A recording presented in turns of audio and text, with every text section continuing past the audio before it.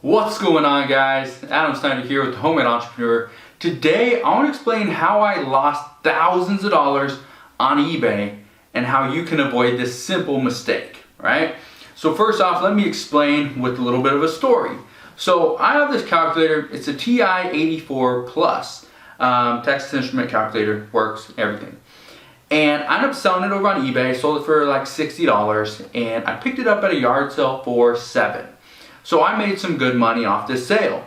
But the problem was the person that bought it then asked for if they could return the item, which I don't offer returns on some stuff like that. And so they asked for a return. I asked them why, and they said it's broken, it's not working. And so instead of just saying no, I'm not gonna offer a return, and then they go and do a claim and try to get eBay involved, and which has happened to me before, where eBay gets involved, they pretty much give the person the item and then they issue them a full refund and give them their money back.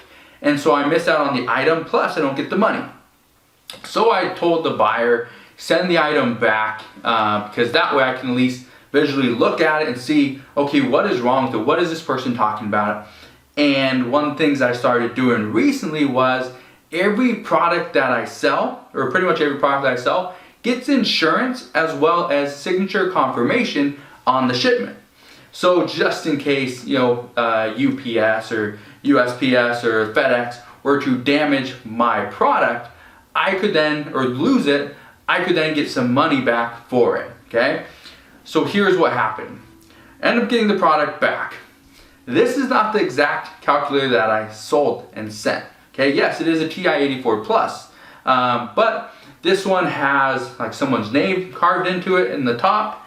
If we open up the back, see the back, this battery compartment just falls out the back. So this is not the item that I actually sold.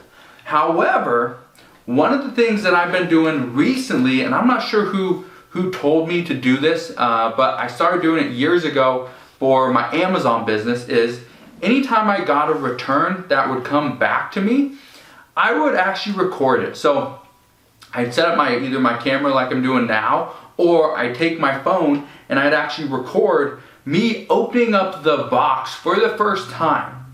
Okay, and by doing this, what happened and why I started doing it for Amazon is people were sending in products that weren't actually the products that I sold. I'd sell a pair of shoes and I'd get back a pair of flip-flops, or I'd get back one shoe. And so Amazon would just side in the favor of the buyer, not me, the seller. So how I end up losing money was I didn't do it for eBay. And that's one of the things I want you guys to understand is if you ever get a return, pull out your phone, record it. Don't just take pictures. If you can do pictures and an actual recording of video, that's gonna do you a huge favor, because when this person sent me this product, and I have the pictures of the exact product I sold because it was on eBay. People can see them. And then I get this one back, which is completely different.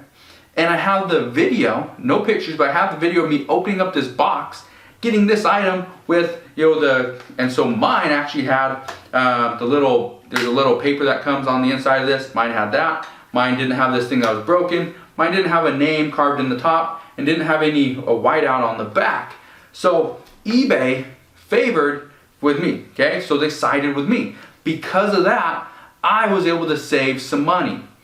But I didn't do this ever since I started eBay, and that's the problem. That's where I was losing thousands of dollars by selling on eBay, because I wasn't protecting myself when it came to returns or even shipment. Sometimes I'd send it out and maybe I didn't test it fully or completely.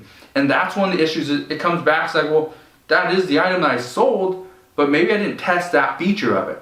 So when I sell calculators, when I sell cell phones, when I sell any type of electronic, I test it completely so that I know it is working exactly how it should if it was brand new, came from the factory, right? So that's just my little tip for you guys.